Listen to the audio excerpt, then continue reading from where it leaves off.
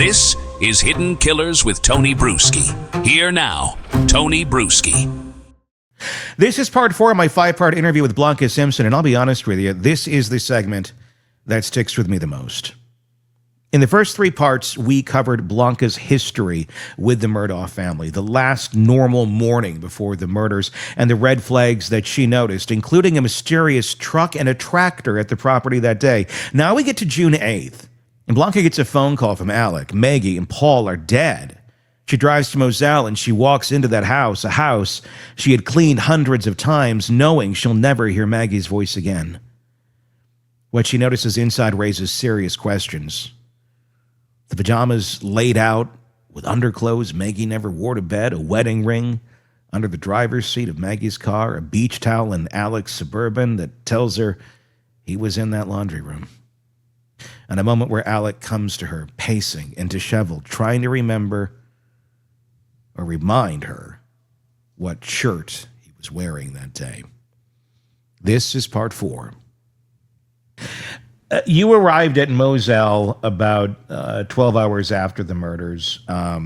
You got a call from Alec initially. Let's start with the phone call. What was that experience like for you?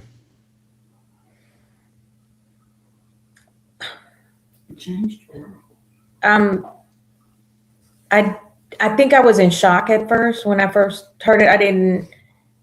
Yeah. When I dropped my phone, I didn't understand what was going on. I honestly thought that he meant did they, and that's what I said. Did they go back to Edisto? But Sure. It was. I don't even know how to explain the feeling that I got. I couldn't. That was just not something I was expecting first thing in the morning. When I'm getting ready to go out there, I was not expecting that. And I had no idea, what had happened at that point. So What was that drive like for you from home to Moselle as you're heading out there? I know you got there about 12 hours after the murders. I mean, do you even remember the drive? I could imagine this would have been a very, almost out of body moment. that's exactly how it felt. Yeah. It felt like I was, even though the time was normal, everything was running normal. It felt like I was in a slow motion. Yeah. And I that's just the best way to explain it. I felt like everything that I was doing was just going in slow motion. When I got in my truck, the first thing that I did is turn off the radio. I did not want I did not want to hear anything on the radio, no kind of music, no nothing, because I didn't want to hear whatever was playing on the radio or a commercial. It didn't matter. I just did not want to relay it to that date. So Sure. I turned everything off, and all I could hear was the engine in my truck and the road, as I was traveling. And that was the longest. It felt like an eternity basically to get out there. It was, I don't know. It's almost like it's almost like every second you were like, 1, 2, as time was passing by. Yeah. I don't know how else to explain it. It was like time was going so slow. Sure. And, Yeah. I mean, I didn't know. I Going didn't know. going so slow, and I'm sure in a moment where you just, you want to get through this. In a way, you want to just to pass so you can move beyond this horrible truth that, and you don't even know the truth of what happened. You just know that 2 people that you care about are dead, and you're heading to the house, to the family, to the mourning family. I can't imagine what was going through your mind when you got to the property. What was it like? Was anything out of place? Was everything? I mean, give me your experience. I walked through the door.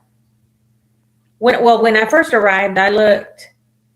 There was no fresh tracks on the grass. And some of the things that I would always notice when I would arrive in the mornings was when somebody would leave, you kind of left the tracks on that grass in front of the house.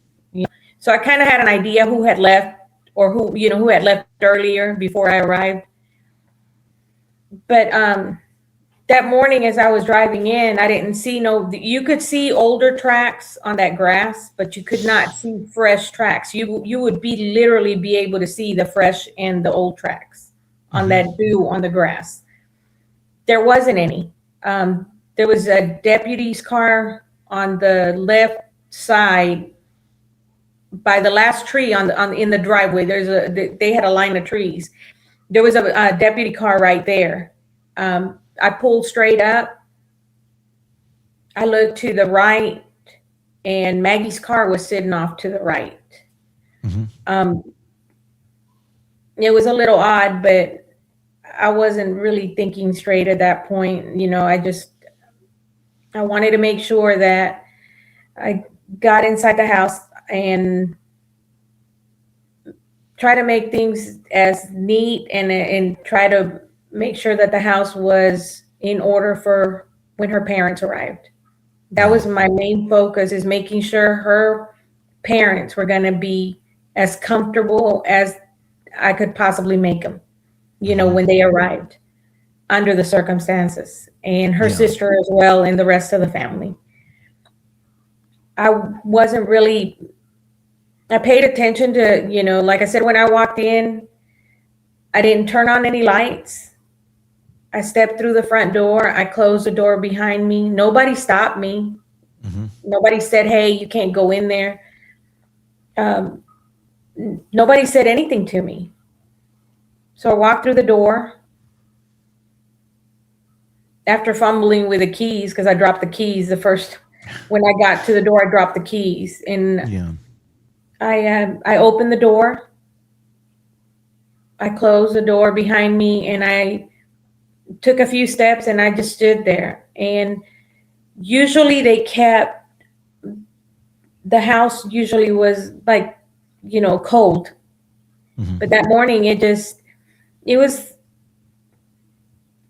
I don't know how to explain the coldness that I felt. It was different. And in my mind, I was still in disbelief that I was never going to hear her, her voice again, or I was never going to, hear Paul. And I had to take a moment and kind of step back. And the only thing I remember is the ice maker dropping the ice. I could hear, I think it did it like twice. Yeah. So that tells you how long I stood there, because I heard it drop the cubes. Yeah. But the whole time I was there, when I first arrived, it was the feeling of not ever, that the whole dynamic had changed, that I was never gonna, that they weren't living anymore, that they were gone.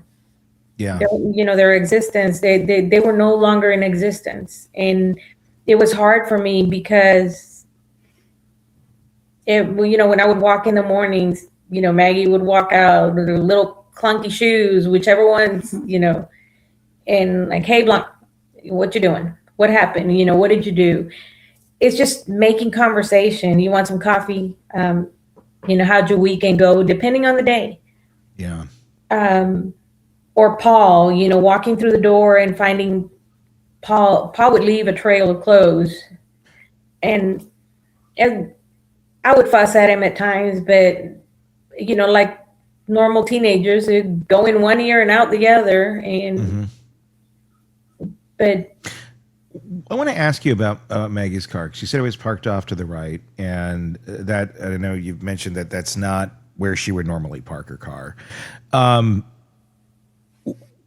Why would her car be parked somewhere else? Because obviously she did go there.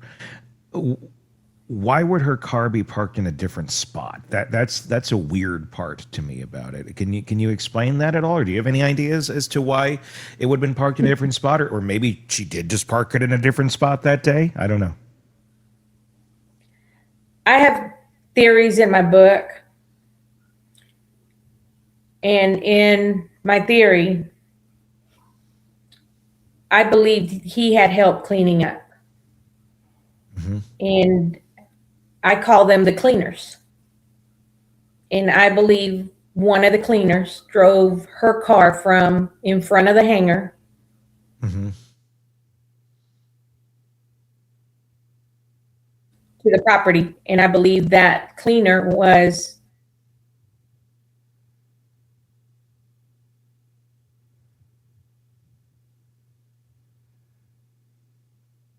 the kitchen entrance was to the right. So he would pull up on that side. Hang And on her one second, car was- Blanca. You cut out there right when you said, "I believe that cleaner was," and then you cut out. Could you pick it up from there? I said, I believe the cleaner was following Alex. And that's why the Okay. car was parked to the Okay. right. Because Alec will pull up to the kitchen door, the steps right there by the door. And her car was off to the right of him, Yeah. to the right of where he used to park. And that was unusual. That was just unusual. That's not the distance, that she would have to walk to get to the front door. Yeah. It's like someone who didn't know the situation, but had some brief instruction. Go move that car. Okay, go put it up by the house. Okay, I'll put it up by the house. That, there was other points that I know you've mentioned in the book about things being odd in the house, pajamas, pots, the bathroom. Can you talk about that a little bit? Once I got myself together, gathered myself, I went like I usually did, straight to the laundry room. But on my way, as I turned and I looked, and I noticed the pots were off the stove, and that was not normal. That was just not normal for them. Would it be normal for Alec by himself, to be, in a different type of like men do things a little different than women sometimes. And he said like some of the pots were in the fridge with the covers on and things like. Would that be something Alec would do if it were just him at home, or is it was just like completely out of character for any of them? That was definitely out of character for Alec. Yeah. For Alex to put that, lids on that wouldn't have happened. Maggie would have probably left the pots on the stove, maybe put the food away at times, depending on how much food was left, but not the entire pots with lids in the refrigerator. Yeah. That was just not, that was not them. I knew right away that was not them that did that. And the pajamas, that was another thing about how they were laid out.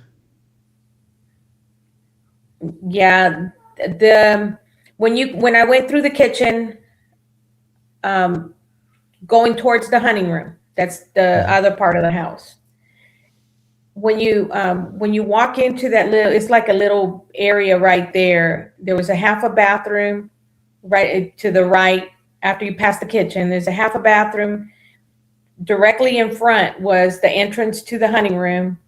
To the left was the laundry room and the exit door to the porch.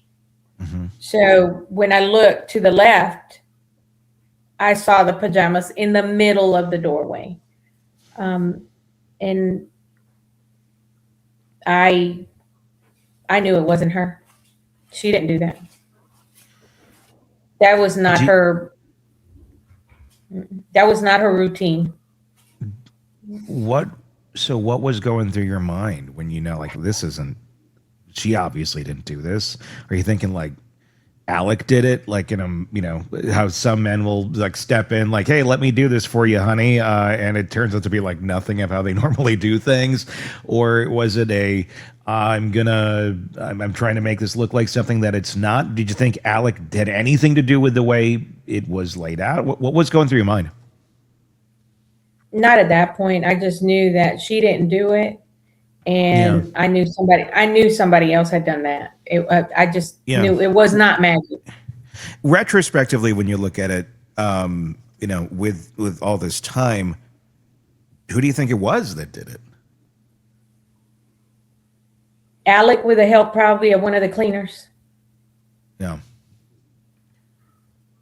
Do you think? I mean, that's an interesting move. The pajamas. Do you think that was just kind of a buffoonish oversight? Yeah, like I said, I'm like, obviously horrible situation, but one of those things where make it look like she's getting ready for bed, make it look like she's going to be staying here that night, and somebody said, "Hey, should I lay this out?" And he's like, "Yeah, maybe Maggie would do that." Like just in the moment of stupidity. Because I would think, after how many years of marriage, he would know his wife's routine a bit and wouldn't necessarily think, "Hey, let's do something that's completely out of character for her." I don't know. I mean, then you got to also throw in the drugs that he was on too, and sometimes that can convolute thinking. Just the decision-making process on something like that is interesting if you're trying to cover up for something.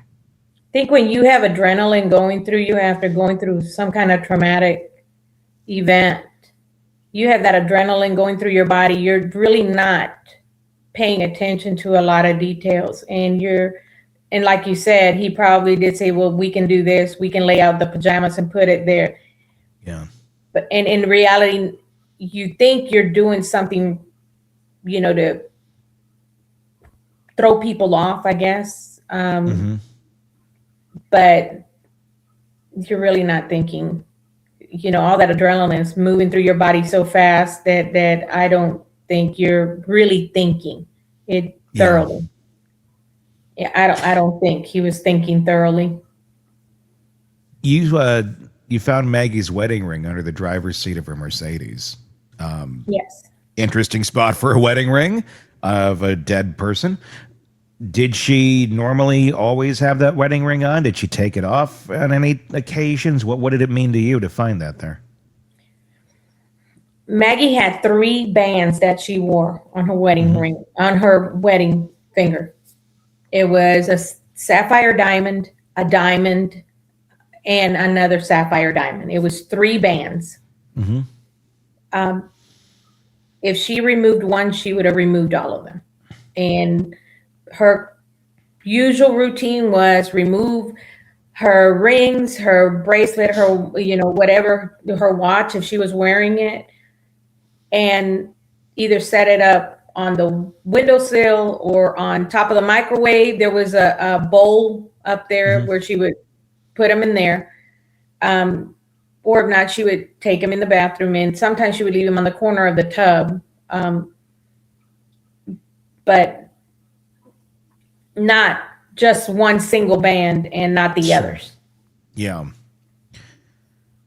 And there was a lot of confusion about that in the beginning. They're like, why would she remove her wedding band? Yeah. What people didn't understand is that it was three bands on that one finger. And then on the other finger, she had the Princess Diana sapphire diamond ring. That's what she was wearing, and a Chanel bracelet and a tennis bracelet. So I don't think people realize that it was 3 rings. At first, I think people were confused about that. So what does it mean to you that it was under the car seat? I mean, is this something, there are a lot of thoughts going through my mind of like, was someone thinking they're going to go, make a little money off of this thing after the fact? Did they take it off of her after the shooting? Is it something she put there for safekeep? Like what do you think it means that it's there? Who do you think put it there?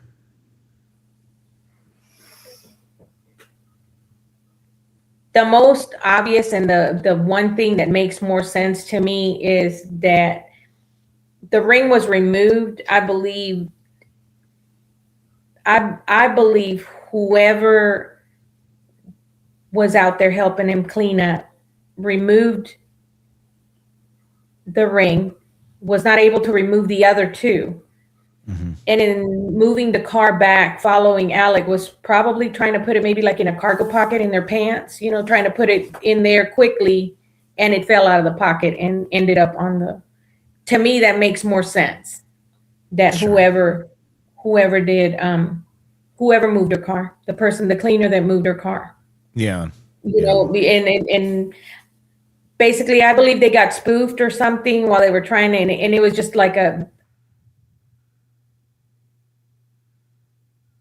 hurry up, and Yeah. was following behind And not and even realizing it. not Yeah. even realize it until later on when it was brought up, that the ring was under the seat. Let's talk about the moment when Alec came to you to talk about the shirt, to say, "Yeah, remember I was wearing this shirt," and you know he wasn't earlier in that day. Was that just a simple conversation? How did that go, and what were you feeling as he walked away? When he came in the little house, that's the guest house that sits between Mr. Johnny Parker, his old partner, and his brother's house, Randy. There was a small property right there. It's a guest house. When he walked through the door that day, he he was pacing back and forth, and then he said, "B, I need come and sit down." He said, "I need to talk to you. I need to talk to you." And at the same time that he was pacing back and forth in the living room, he was holding his spit cup, in one hand, and he kept like rubbing his belly, almost like he had heartburn or something. But he was not. Part of his shirt was sticking out of his pants. He didn't look put together, if I can say. He wasn't put together. His shirt was hanging out on one side, and he was holding that cup, and he just kept like rubbing his tummy. I could still see him rubbing his stomach, around in circles and Yeah. pacing back and forth. And he said, "Come on and sit down." And I was like, "Oh wow, he wants me to sit down." Usually, if you wanted to talk to Alex, you had to kind of like follow him around because that's just who he was. So I sat down, and he said, "You remember what I was wearing that day?" And he said, the Vinny Vines. And I just listened to him. And in the back of my mind, I was like, "That's not what you were wearing." But I I didn't really say anything. Yeah. But it it it was confusing to me. That's the best word I can use. It was confusing as to why would you be asking me, that. And I did call my husband, and I told him, and he said, "Well, that doesn't sound right." Um, and I was asked by David Owens if I noted any, and I did mention that to him. But like I said, at that moment, you're not. I just listened. And He had just come back from. I had no idea that he had just come back from the sled Yeah. interview that day. Sure. I had no idea. He never mentioned that. So he's starting to put things together in his mind, and he's starting to see his loose ends, it seems, and he's realizing, oh, that's a bit of a loose end. So I better make sure that his unit, if you will, everybody's on the same page. Do you think he was just expecting just? Do you think he knew what he was doing? That he was kind of hinting at this and expecting just compliance of this is what I was wearing? Do you think he knew that it would come across as almost like a forceful, like I mean, in a non-forceful way of no, this is what I was wearing. Of course it was. Okay, let's move on. He wasn't being forceful. He was just No, but in a he in a was passive way. yeah, he was it's kind of like reminding me, or Yeah. hey, you remember what I was wearing? That Vinnie Vines shirt. And when you objected to that, what I didn't. was? I didn't say anything. I was Oh, you just. didn't object at all. Okay. I didn't. I looked at him, and in my mind, I was like, Yeah. no, that's not what you were wearing. Yeah. And I just, like I said, I listened to him. I had no idea, like I said, that he had just talked to Sled, and that Sled was looking at him at that point. Mm-hmm. I didn't know.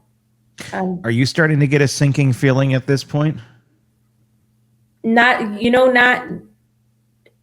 even though my husband told me I needed to be careful, I was still hopeful that Sure. that Yeah. I knew where my husband was going with that, but Yeah. something inside of me didn't want to hear that. Sure. Well, nobody would want to, that's a hard truth to accept, no matter what. Was it the beach towel in his Suburban that was a big moment for you? Yes, I knew at that point he was in the laundry room. What did that, when you saw that, what was going through your mind? Why was that the aha moment? The pajamas were laid out in the laundry room. The shirt he was wearing came out of the laundry room. The towel came out of that laundry room. Mm-hmm. And it just, the towel, to me, the towel was the key. You were in that home. You changed clothes. And I, like I said, the towel just told me that he was, and then Mr. Waters also, when I heard Mr. Waters say, well, did you have a burst of energy? All of it, were you something about jumping jacks? Were you doing jumping jacks? That his phone hadn't moved, and then all of a sudden he got this burst of energy, so many hundreds of, steps that he made. That just didn't make sense. He carried his phone everywhere. He was always on the phone. And then for the phone to go silent, and then all of a sudden a burst of energy, to me tells me that's a person that's running around panicking, trying to get everything situated, and running back and forth to the house. And I don't even know if anybody ever really measured steps from the laundry room to the master bedroom and back to the laundry room, and so forth. I just think his lapse, I think he forgot that his wife did not wear, underclothes with her pajamas. And that's where I think that whoever the cleaner was that helped them was, he might have pulled the clothes running back and forth, but I believe that was a setup, because that was my number one clue right there. She did not wear underclothes with her nightclothes.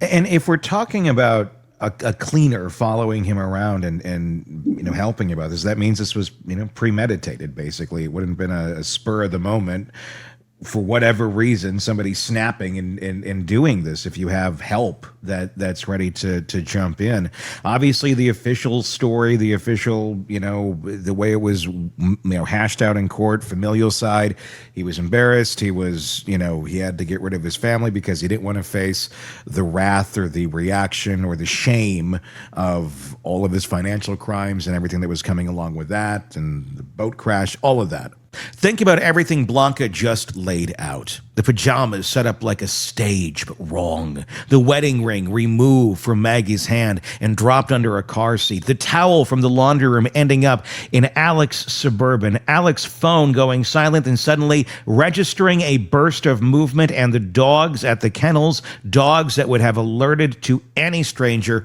staying quiet. Blanca's not a detective. She's not a forensic analyst. But she knew that house. She knew that family. And piece by piece, she started seeing a picture that the official narrative didn't explain. In part 5, our final segment, I'll ask her directly, do you think Alec Murdaugh pulled the trigger? And she doesn't hesitate. We'll also hear her theory about what happened, what she thinks about the possibility of a new trial, and where things stand now with Buster and the family dog, Bubba.